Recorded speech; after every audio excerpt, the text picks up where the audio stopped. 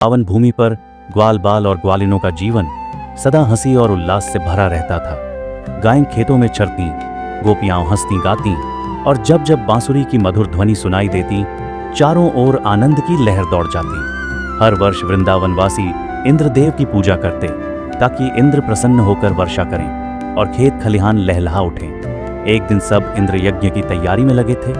घर घर सजावट हो रही थी, पकवान बन रहे थे और सभी अत्यंत उत्साह में थे।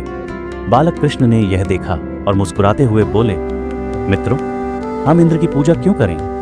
हमारी जीवन धारा तो गोवर्धन पर्वत से चलती है। यही पर्वत हमें घास देता है, फल फूल देता है, शीतल जल देता है। यही हमारे गोवंश का आश्रय है। हमें इंद्र की नहीं, गोवर्धन की पूजा करनी चाहिए। ग्वाल बाल पहले तो चकित हुए, कुछ को भय भी हुआ।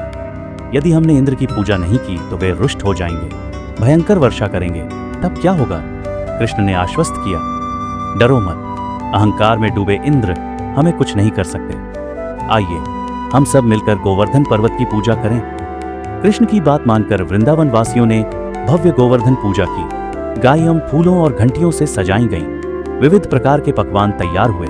पर्वत के चरणों में विशाल भोग सजाया गया। सबने मिलकर पर्वत की आराधना की। तभी कृष्ण ने अपनी योगमाया से गोवर्धन को सजीव रूप दिखाया, मानो स्वयं पर्वत प्रसन्न होकर भोग स्वीकार कर रहा हो। वातावरण हर्ष और आनंद से भर गया।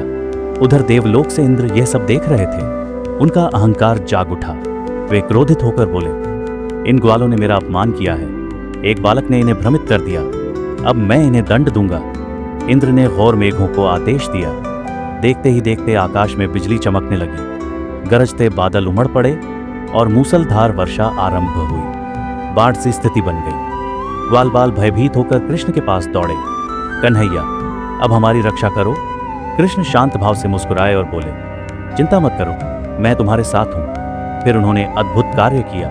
नन्हे से बालक ने अपने कोमल हाथ से संपूर्ण गोवर्धन पर्वत को उठा लिया, जैसे कोई सहजता से छाता उठा ले।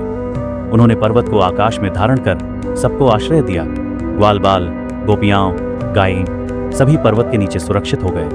7 दिन और 7 रात कृष्ण ने एक ही हाथ से गोवर्धन को धारण किया। उनके मुख पर शांति और करुणा की झलक थी। वृंदावनवासी विस्मय से देख रहे थे।